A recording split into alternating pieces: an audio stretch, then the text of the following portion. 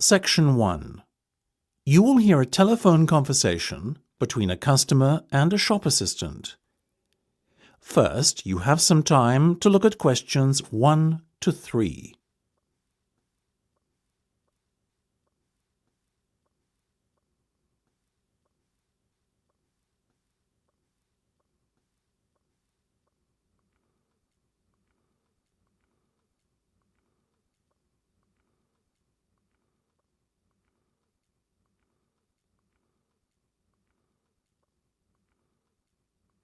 You will see that there is an example that has been done for you. On this occasion only, the conversation relating to this will be played first. Good morning, Jenny's Suit Rental. Jenny speaking. How may I be of service? Hi there. My name is Max Jones. That's Jones. And I'm looking to rent a suit out for a special occasion. The customer's name is Max Jones. So, you write Jones in the space provided. You should answer the questions as you listen, because you will not hear the recording a second time. Listen carefully and answer questions 1 to 3. Good morning, Jenny's Suit Rental. Jenny speaking. How may I be of service? Hi there. My name is Max Jones. That's Jones. And I'm looking to rent a suit out for a special occasion. Certainly, Max. We charge a set fee for our services. You can either choose from our designer range and pay £50 to rent your suit out, or choose from our standard range at a cost of £25. So, what will it be? Oh, the first option, please, Jenny. £25, did you say? Unfortunately not. The designer range is twice that price. Oh, in that case, I'll take the second option. Standard, was that it? That's right. Now, before we go any further, may I ask how you intend to pay? Do you accept cheques? Yes, but only in exceptional circumstances. We prefer cash or credit card. Well, as I haven't got one, does this count as those circumstances? Yes, that'll be fine. Make it payable to Jenny's Suit Rental. Will do. Before listening to the rest of the conversation, you have some time to look at questions 4 to 10.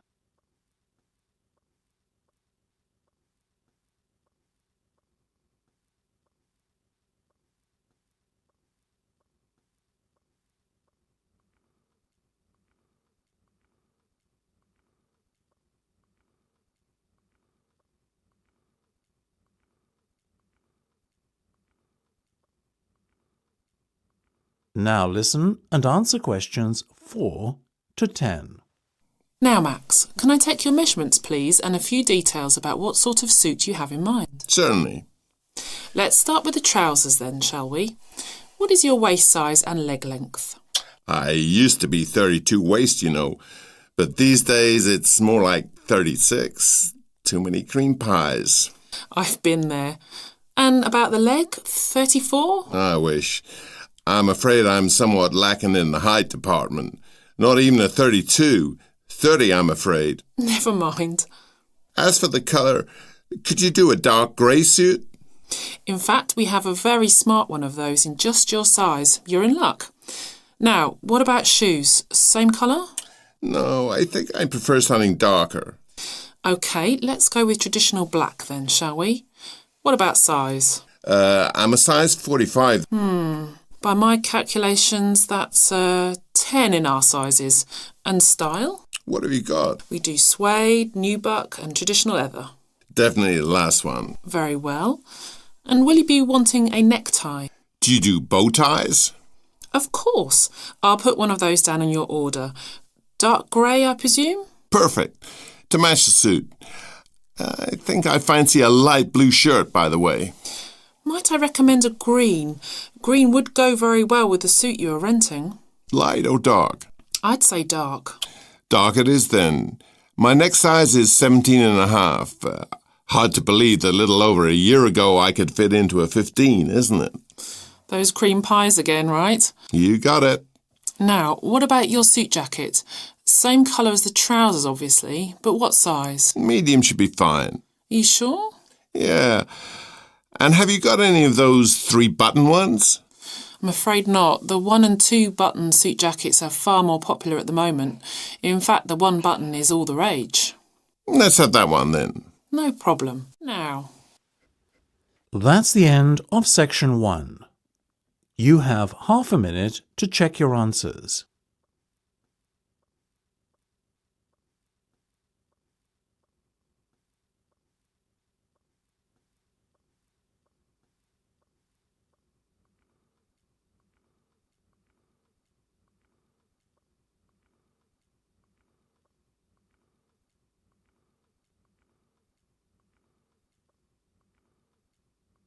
Now turn to section 2. Section 2. You will hear a tour guide talking to her tour group. First, you will have time to look at questions 11 to 18.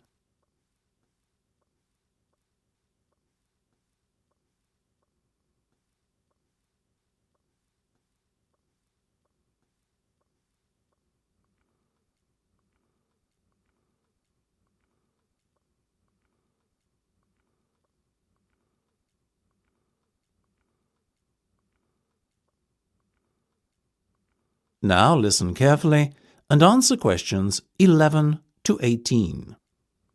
So, here we are in front of the entrance hall on the ground floor of this rather splendid 20th century building, once the home of Lord Redford of Graves, but which now, of course, has been converted into the National Art Museum. Now, look straight ahead towards the end of the entrance hallway to where it narrows. That door will take you into the main exhibition hall. Alternatively, if you take the first right, you'll come to the modern art section, and next to that is the modern art studio, where you can see professional artists at work on their latest masterpieces. Fascinating! Taking a left off the entrance hallway, on the other hand, will lead you to the classical art section. If you look at the map on the entrance wall here, you will notice that there are 2 corridors running towards the back of the ground floor, one on the left and one on the right. They both lead onto the rear corridor, which is home to a further 4 exhibition rooms. On the far right, we have the landscape section. In the centre of the corridor is the still life section. And on the far left of the corridor, there are 2 rooms. As you walk down the corridor towards them, the one on your left is the history of art room, and the one opposite is the digital art room. Right, let's get started then, shall we? Before you hear the rest of the discussion, you have some time to look at questions 19 to 20.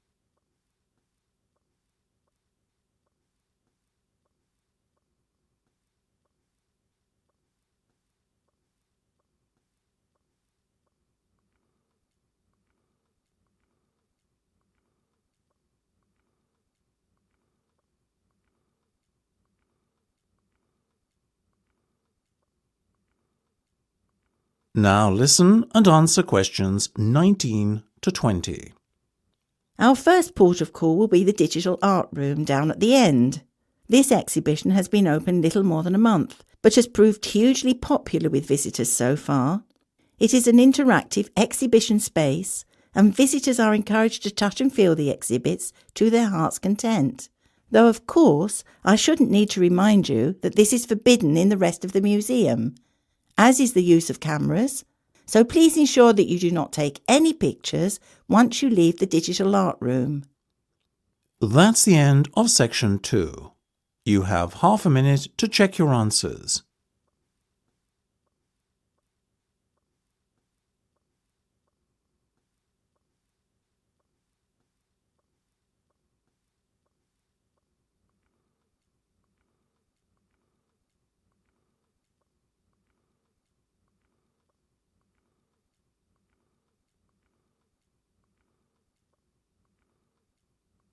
Now turn to section 3.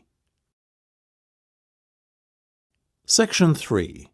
You will hear a discussion between 2 students and their teacher on a planned charity event. First, you have some time to look at questions 21 to 25.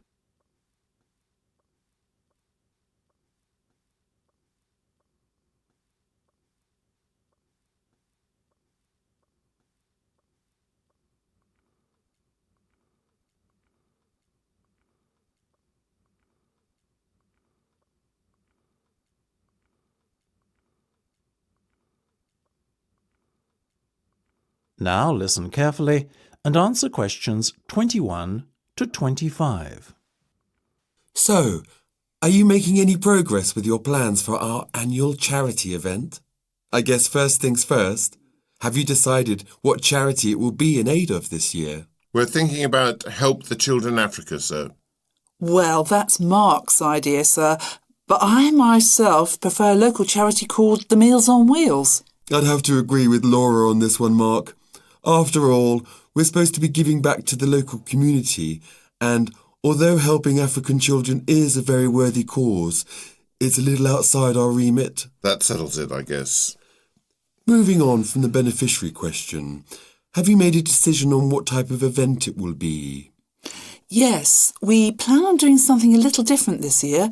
We're calling the event Balloonathon. Basically, we're going to offer balloons for sale to all the students. Balloons? I don't see where you're going with this. Why would they want to buy a balloon? Well, here's the thing. We don't actually give them the balloon. Instead, we'll write their name on it along with the special phone number, and then we'll release all the balloons into the air. When they fall to the ground, if a person finds one and rings a special number, then both he and the student who've bought the balloon will win a gift voucher. That sounds like an excellent idea, guys. Well thought out. This balloonathon has a real novelty value attached to it, don't you think? Exactly what we said, sir. The only drawback is that the gas you put into the balloons is rather expensive. How much? About £20 per canister, and we'll need about 10. And how many balloons are you planning to blow up? Well, there are over 1,000 students in the school, so if even 1/3 of the students buy one, we'd need about 350 balloons. We've decided to order 500 so we don't run out. The good thing is we can return the canisters of gas if we don't use them, and the balloons aren't expensive, so there's no real risk of us spending a lot of money without getting a good return. You two have really thought this one out. I'm impressed. Before you hear the rest of the discussion, you have some time to look at questions 26 to 30.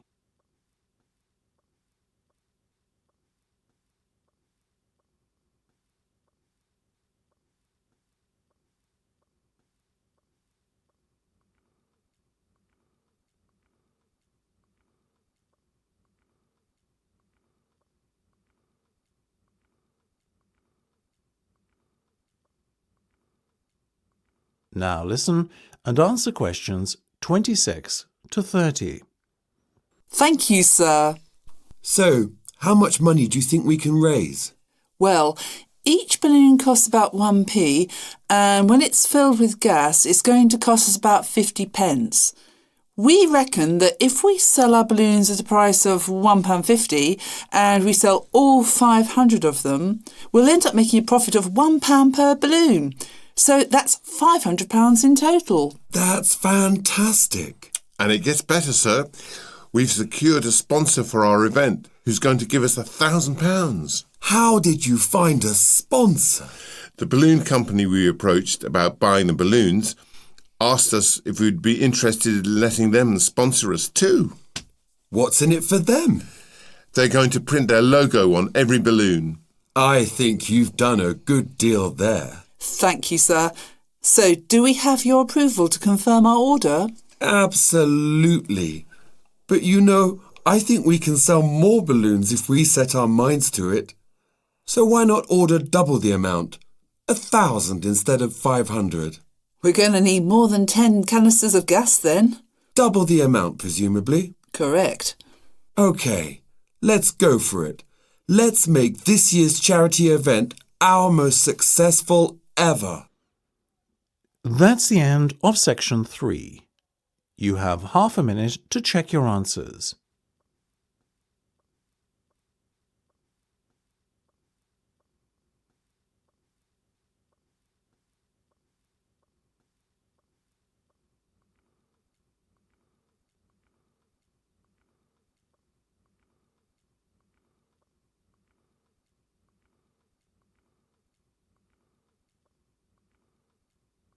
Now turn to section 4. Section 4. You will hear part of a lecture about philosophy. First, you have some time to look at questions 31 to 40.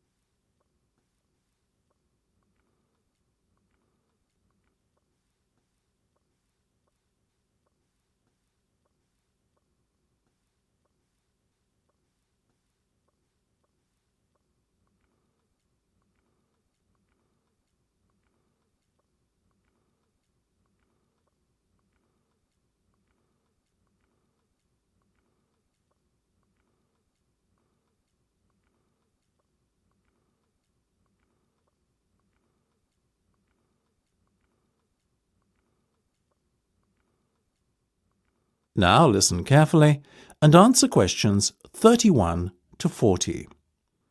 Most of you, I hope, will be familiar with the name Socrates. The ancient Greek philosopher is perhaps one of the most admired people in history. Socrates led a very noble life. He was, I suppose you could say, an optimist who believed in the good of mankind. According to Socrates, human nature leads people to act correctly and in agreement with knowledge. Socrates believed that evil and wrong actions arise out of ignorance and is famously quoted as saying, "No man knowingly does evil." True to his personal beliefs, Socrates devoted his own life to seeking goodness and truth. Born in Athens, where he lived all his life, Socrates always dressed simply and was known for moderation in both eating and drinking. He brought his teachings to the masses, speaking regularly in public places such as the busy streets of Athens, especially in the area around its great marketplace. He had little regard for public opinion, and always conducted himself in accordance with his own set of rules. Socrates built up a reasonably large following of Athenians looking to learn from his seemingly endless wisdom. But he also had a good many enemies who mistrusted him on account of his unorthodox views on subjects such as religion. Socrates' enemies were what you would call the wrong type of enemy, being powerful and influential Athenians. Their efforts to have him ruined saw him brought to trial on charges of corrupting the young and disrespecting religious traditions. In the trial, Socrates defended himself, claiming that he had done nothing more sinister than enlighten people with a clearer knowledge of the truth, which is essential for the correct conduct of life. He made some remarks aimed at the ruling establishment, suggesting that those who are elected are not necessarily fit to govern effectively. Socrates himself had long ago become disenchanted with the materialistic ways of the upper class. Unfortunately, his views were seen as an attack on democracy and the electoral process, so the jury found Socrates guilty as charged and sentenced him to death. It is thought that many members of the jury resented his unbending pride, and that this may explain the harshness of the punishment handed down to him. Despite being given several opportunities to escape prison, Socrates resisted and carried out his sentence calmly by drinking a cup of hemlock poison. During his life, Socrates introduced the idea that there are a set of universal standards by which people should be judged. His method, known as the Socratic Method, involved discussion between two or more people around some key term. In theory, those party to the discussion should all define the term in the same manner. However, his studies found that this was seldom the case. Socrates encouraged his followers to engage in such discussions with the goal of trying to proceed from less adequate definitions to more accurate definitions over time, the ultimate goal being a true and universal definition that could not be contradicted by anyone. This method tended to expose the ignorance of the Athenians of his day. It showed that many things that they assumed true were in fact false. Socrates also used irony to expose people's ignorance of key concepts. That is, he claimed to differ from others in recognizing that he himself was ignorant. His insistence on ignorance reminded other people of their own ignorance, but won him few friends in high places. That is the end of section 4. You now have half a minute to check your answers.